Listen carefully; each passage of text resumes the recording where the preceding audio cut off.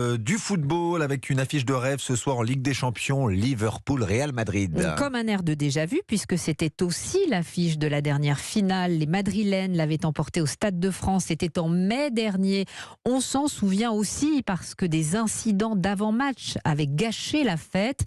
À l'époque, les autorités avaient pointé du doigt les fans de Liverpool. 9 mois plus tard, Martin Lange, ces mêmes supporters restent très amers. Oui, à l'image de Rodolfo, ce membre du fan club français des Reds était à Saint-Denis le 28 mai dernier avec une amie.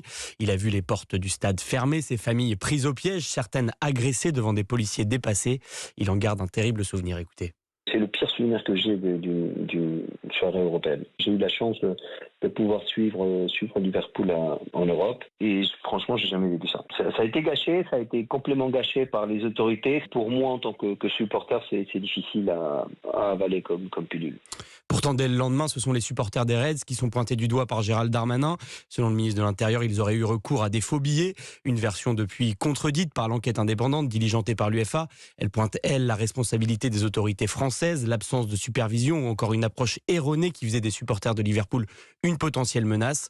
9 mois plus tard, ces derniers réclament donc des excuses. 2 courriers ont été adressés à Emmanuel Macron, pour l'instant sans réponse. Ce soir, Rodolfo regardera le match dans un bar de son propre aveu. Il va moins au stade cette saison, mais il le jure, il y retournera. Je ne change pas ma façon de supporter les Reds, dit-il. Rodolfo qui pourrait aussi écouter le match dans Europe 1 Sport, puisqu'on va le suivre en direct et en intégralité. Liverpool-Real Madrid, l'autre rencontre de la soirée oppose Francfort à Naples.